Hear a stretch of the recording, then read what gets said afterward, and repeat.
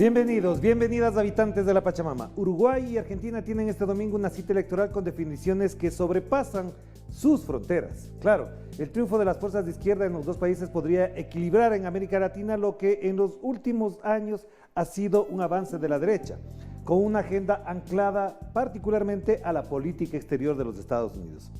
Al igual que en Bolivia, las derechas de esos dos países han sido incapaces de demostrar que sus proyectos han servido para mejorar la calidad de vida de la gente, crear un modelo de bienestar y, sobre todo, una autonomía e independencia en su política exterior, y por eso se someten al mandato de Donald Trump.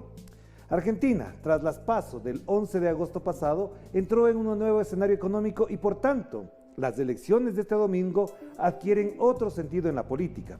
En cambio, en Uruguay el Frente Amplio aspira a la continuidad y con ello también a un reforzamiento de su plan de gobierno para incluso renovar su dirigencia. ¿Qué sucederá este fin de semana en Sudamérica? De ganar las elecciones, ¿podrán incidir en la recuperación del ciclo progresista para la región y superar a la derecha sus afanes mercantiles y de dominación estadounidense? Pues para ahondar en este tema nos acompaña hoy desde Argentina la analista Ana Natalucci y desde Uruguay Oscar Botinelli, analista y profesor de Ciencias Sociales. Y nos dirigimos hasta Buenos Aires. ¿Qué tal, Ana? Bienvenida, qué gusto tenerte por acá.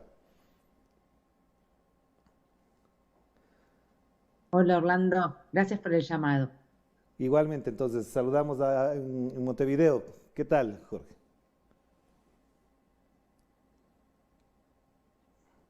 Orlando, un gran gusto de estar nuevamente en Telesur y en especial en Clave Política en esta oportunidad. Bueno, y entonces nos vamos directamente hasta Buenos Aires y ahí le preguntamos a Ana directamente para entender lo que está pasando en Buenos Aires. Con el triunfo de Evo Morales, ¿queda configurada el terreno para el retorno de un progresismo, para un replanteamiento en América Latina? No, me parece que Evo, digamos, la reelección de Evo era algo que estaba previsto y que en realidad eso mantiene el terreno como venía, ¿no? Digamos, un eje más de izquierda en Bolivia y Uruguay y un eje más orientado a la derecha como el de Brasil y el de Ecuador. Me parece que hoy hay que ver, digamos, las posibilidades de reformar la política en la región tienen que ver con qué pasa en Argentina y en Chile. Claro, bueno, de todas maneras, vamos con Montevideo con Juan Raúl Ferreira, perdón. ¿Por qué se dice que son las elecciones más reñidas de los últimos 15 años para Uruguay, estas de este domingo, Juan Raúl? Bueno, en primer lugar porque no es exacto, porque en realidad este mismo escenario de mayoría del Frente Amplio y del conjunto de las fuerzas opositoras se ha dado en otras oportunidades. Quizás porque las fuerzas opositoras están haciendo una ofensiva publicitaria, televisiva, propagandística muy fuerte, y yo creo que porque hay una gran ansiedad en la opinión pública, porque lo que seguro es, y eso las encuestas no lo pueden medir, es las elecciones más determinantes de los últimos años. Si bien es cierto que hace 3 años, hace 3 periodos de gobierno, o sea, 15 años que gobierna el Frente Amplio, en esta oportunidad, viendo lo que está pasando con todos los países que han aplicado modelos neoliberales, Chile era el que faltaba y a la vista está lo que está ocurriendo. Lo que ocurrió en Ecuador, los intentos de desestabilización en Bolivia, en Venezuela, todo esto configura un conjunto de cosas que da que la gente esté manifestando sus voluntades con una ansiedad quizás más grande. Ahora, no debemos dejar de lado que el día jueves, y el día miércoles hubo las dos manifestaciones quizás más grandes de la historia política del país. La clausura de la campaña del Frente Amplio y el día anterior y por la noche una manifestación contra el intento de reforma constitucional que se va a plebiscitar para autorizar a los militares a hacerse cargo de la seguridad pública. Claro que sí, gracias Juan Raúl. Nos vamos a Buenos Aires entonces, a Ana, a preguntarle en el contexto actual, ¿qué tan fuerte podría resultar la arremetida contra Argentina, por ejemplo, desde Brasil, en caso de que ganara Alberto Fernández este domingo? Supongo que lo dicen que lo decís por las declaraciones de Bolsonaro. Me parece que ninguna. Me parece que ninguna por varios motivos. En primer lugar, porque no hay ningún país que tenga la capacidad de echar a otro del Mercosur. O sea, no es que Brasil puede echar a la Argentina del Mercosur fácilmente. Por otro lado, el gobierno de Alberto Fernández está pensando o está tendiendo lazos con distintos grupos económicos internacionales vinculados al gran problema de la deuda externa. Con lo cual, yo por lo menos en política interior no visualizo que la transición de Macri a Fernández implique una desconexión de Argentina del mundo o alguna otra situación que amerite una destabilización tal en la región. Me parece que esos son como algunas amenazas que hace ciertos sectores de derecha de la región y en la Argentina, como para generar un clima de conflictividad y de amenaza, pero que en términos de democracia y de recambio institucional no va a tener mayores efectos. Claro, vamos entonces con Juan Raúl a Montevideo, hagamos intercambio de opiniones alrededor de un mismo hecho político sudamericano, las elecciones en Uruguay y en Argentina. Entonces, Juan Raúl, te preguntaría, ¿cómo queda el panorama? ¿Cómo deja el camino el Frente Amplio para el candidato Daniel Martínez? ¿Hay condiciones, se generaron las condiciones para revalidar su candidatura y la del movimiento?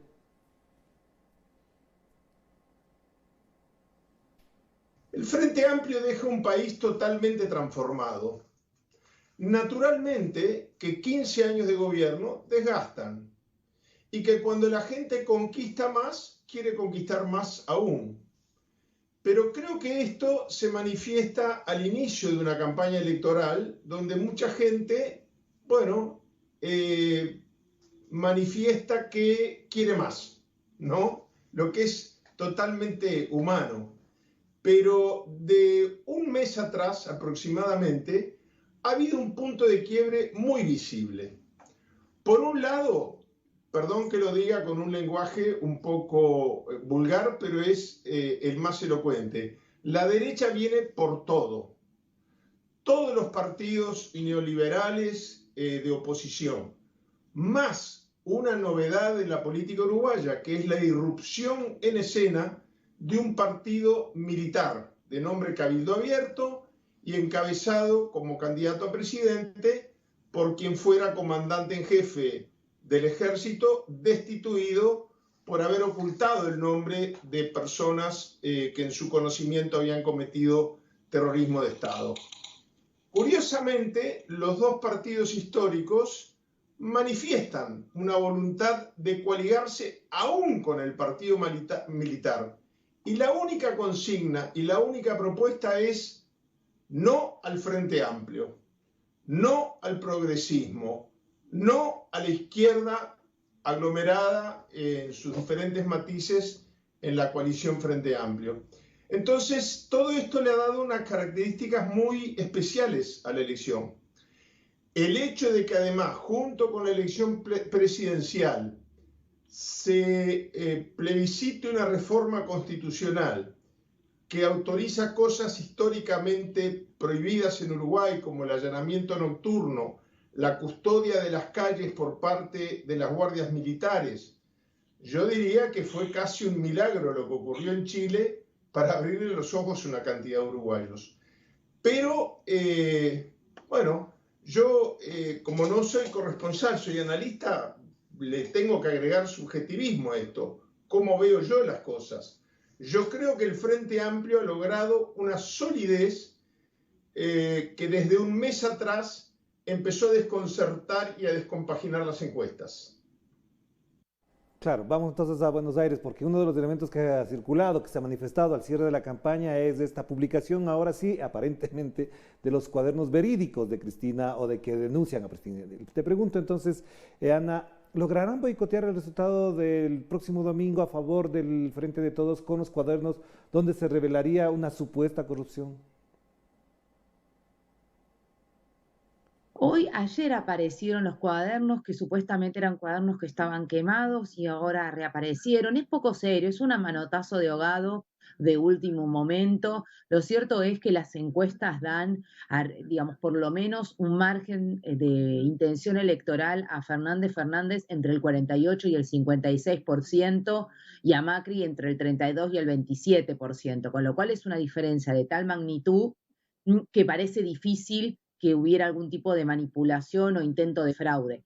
Por otro lado, el Frente de Todos, y ya lo implementó para las elecciones de elección de candidato en las PASOs de agosto, lo que hizo fue montar un propio centro de cómputos donde militantes controlan, sacan fotos de las actas, controlan actas y hay como un tipo de escrutinio paralelo para tener en claro algunos números y que eso no permita de alguna manera que el gobierno manipule datos. Con lo cual me parece que hay alertas, el Frente de Todos tiene una estrategia vinculada con eso, con lo cual yo creo que, por lo menos en términos de resultado electoral, no hay posibilidades de tener fraude ni tampoco de una manipulación obscena de los datos. Claro que sí, gracias Ana por esa puntualización. Además, si nos vamos a Montevideo, le preguntamos a Juan Raúl Ferreira, en función de esta lógica electoral, ¿cuáles serían los aciertos, cuáles serían las virtudes o cuáles son los resultados positivos que deja Tabaré Vázquez en su presidencia? De modo que allá en el camino para lo que estabas comentando, es decir, de que la oposición no se plantee solamente una disputa contra el Frente Amplio. Bueno, a ver, en primer lugar, a mí no me gustaría analizar el gobierno de Tabaré fuera del contexto de su primer gobierno y del gobierno de Pepe Mujica en el medio. Entonces hay que ver qué es lo que ha logrado en estos 15 años el Frente Amplio. Bueno, el país es irreconocible. El país ha tenido este grado inversor que no tenía, ha tenido un nivel de inversión extranjera pero cuidando y preservando los derechos de los trabajadores uruguayos como nunca se había conocido, ha reducido los índices de pobreza a su mínimo histórico, ha reducido a la tercera parte la mortalidad infantil, ha logrado por primera vez en la historia del país la salud gratuita para todos sus habitantes. Son cambios muy grandes. Hoy el mercado interno funciona a niveles muy fluidos, lo que nos ha permitido a veces enfrentar algunas crisis internacionales parados de otra manera que cuando la crisis del 2012 en que gobernaba el neoliberalismo. Basta salir, yo lo he estado haciendo últimamente, por eso pongo el ejemplo, a recorrer el interior del país para ver lo que ha sido el cambio en la infraestructura del país. Fábricas, tecnología. Hoy tenemos un 100% de energía eólica, de energía no contaminante. El país cambió su matriz productiva, cambió su matriz energética. El índice de desempleo nunca ha estado tan bajo en la historia del país. Y bueno, todos estos son conquistas. Evidentemente, durante 15 años de gobierno hay un desgaste. Eso es parte de la vida. Por eso es que la consigna del Frente Amplio, a mi juicio, la consigna publicitaria, a mi juicio es muy acertada, porque dice, vení, sumate a lo bueno, pero vamos a hacerlo mejor. Es decir, hasta el jingle publicitario tiene un componente autocrítica. ¿Faltan cosas por hacer? Sí, faltan muchas cosas por hacer. ¿Se hicieron algunas cosas mal? Sí, se hicieron algunas cosas mal. ¿Estamos peor que hace 15 años? No, estamos muchísimo mejor. Esa es un poco la síntesis que yo creo que en la recta final de la campaña puede resumir, obviamente, la verdadera encuesta, la que sirve, es la que se va a dar el domingo en las urnas. Gracias, Juan Raúl. Efectivamente, un gran resumen de lo que ha sido la gestión de Tabaré Vázquez, pero además, como lo mencionaste, son 15 años del Frente Amplio y de eso también tendrán que hablar las elecciones y los votantes de este próximo domingo. Y volvemos enseguida con Ana también para comprender de alguna manera en qué escenario aparecen estas elecciones del próximo domingo, tanto en estos dos queridos países, Argentina y Uruguay. Volvemos después de la pausa.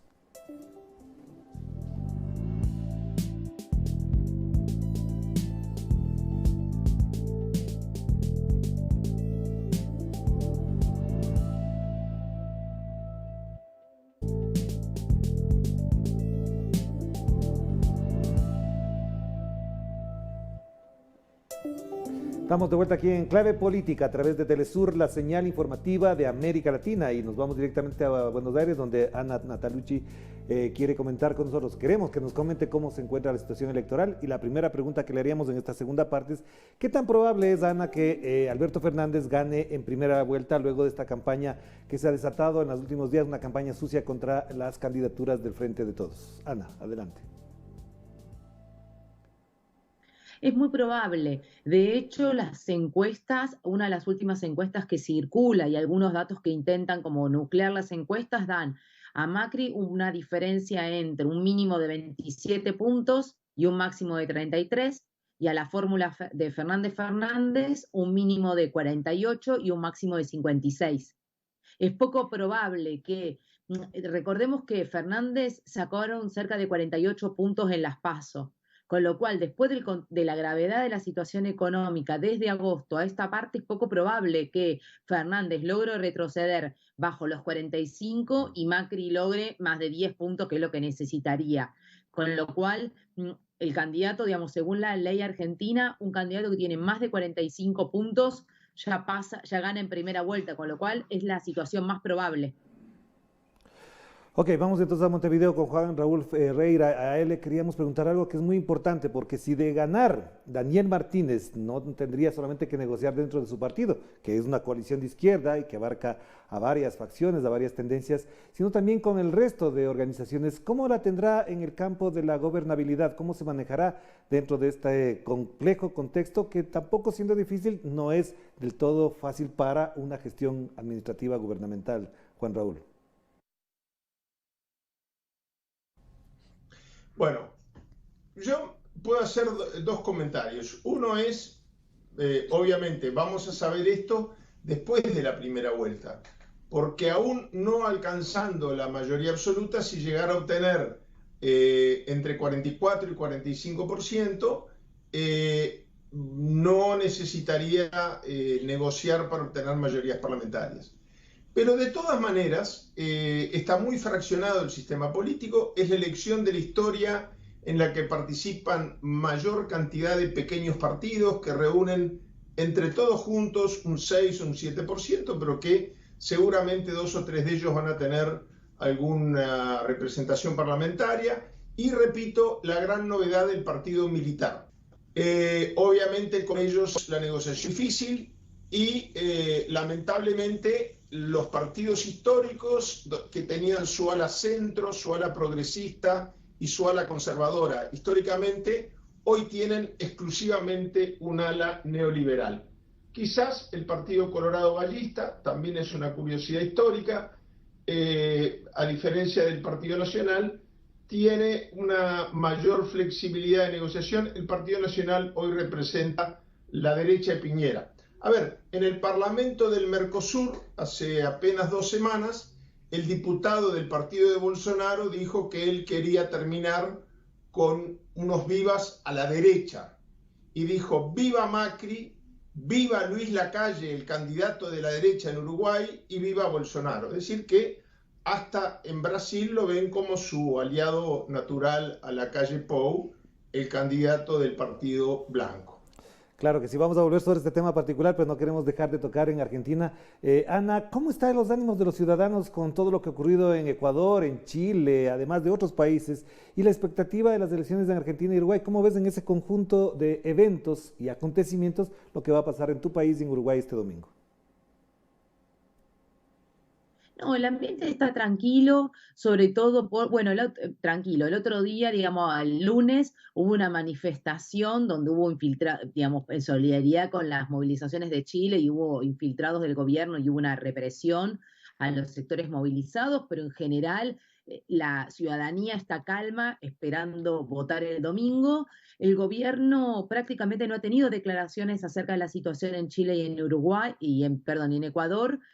Y por otro lado, digamos, ahí hay como una expectativa de la ciudadanía de que, bueno, de que el cambio contra el neoliberalismo en Argentina se dé vía las urnas y no vía situaciones de conflicto como la que hemos vivido, por ejemplo, en 2001. Entonces, como que desde ese lugar hay un nivel de tensión social por la aguda crisis económica, pero en términos políticos hay relativa tranquilidad acerca que el domingo se abre un nuevo ciclo político. Claro, gracias Ana. Vamos con Juan Raúl. Una de las cosas que dejaste pendiente en la respuesta anterior es cómo se ve el panorama de las demás opciones. Entonces, la pregunta sería, ya sabemos lo que pasa con el Frente Amplio, pero ¿cómo acogen las otras opciones de candidatos los uruguayos? Es decir, ¿cómo está con respecto a esto la población?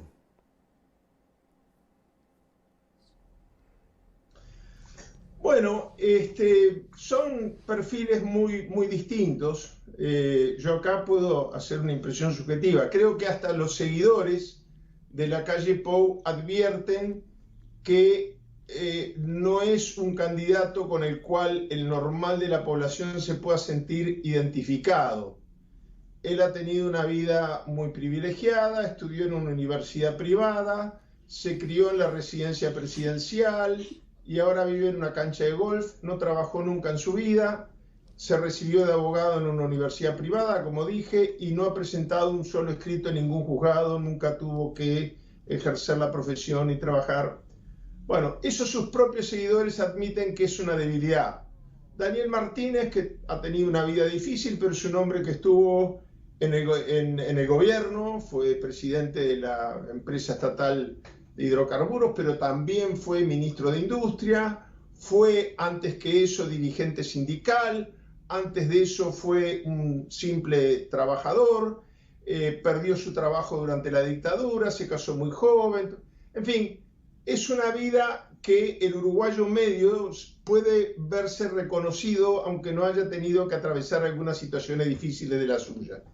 En lo que se refiere al profesor Talvi, es un hombre que cautiva más bien un público intelectual, es un académico muy destacado, fue profesor mío, para decir toda la verdad, y fue un gran profesor, sin perjuicio de que se notaba ya en las clases de macroeconomía su nítida definición neoliberal, pero bueno, en lo que se refiere a la docencia económica fue un gran profesor, es otra cosa, es un hombre más inserto en la vida real dentro del conservadurismo que el candidato a la calle.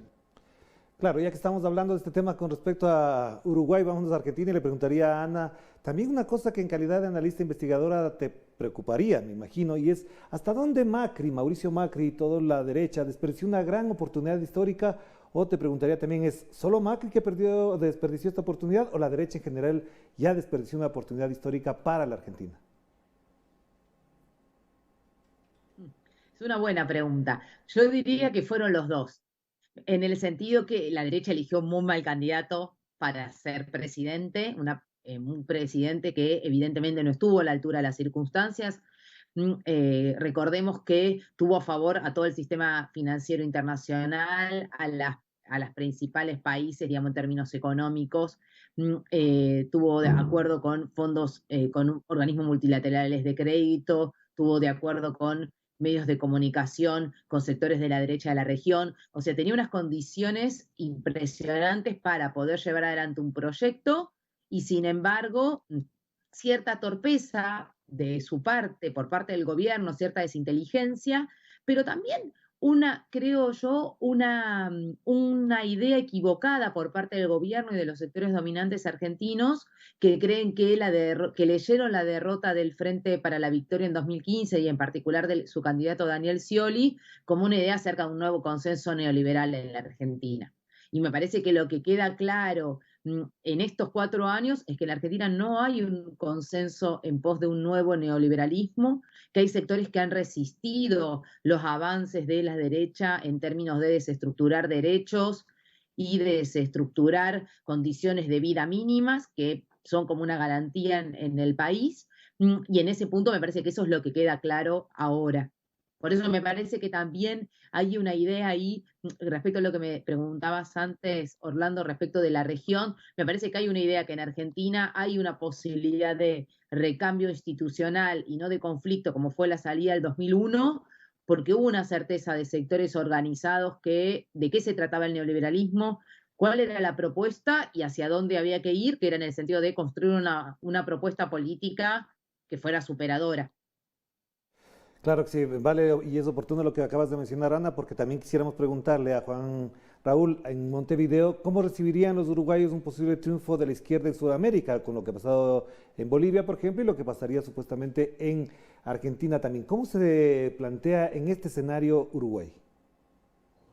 Bueno, es una gran pregunta, porque yo creo que todo este panorama regional ha sido un empujón muy grande a la candidatura de Martínez y creo que él va a tener, esta es una opinión personal, que avanzar más que lo que ha avanzado hasta ahora el Frente Amplio en materia de política exterior. No podemos los uruguayos ignorar, en el caso de ganar Martínez, en qué momento se le renueva la confianza a esta síntesis progresista que es el Frente Amplio. Es en un momento donde Piñera, en un plazo de 24 horas, de acusar a los manifestantes de revoltosos criminales con los que está en guerra, a pedirles perdón porque en realidad tienen razón ellos, pero sigue reprimiendo. Es un momento en que en el Ecuador el presidente, después de acusar a conspiraciones internacionales, debe derogar el paquetazo tributario del Fondo Monetario Internacional. Es el momento que las políticas del Fondo Monetario hacen perder, eso sí es bastante seguro, a Macri su elección presidencial. Es el momento donde se pretende acusar de fraude.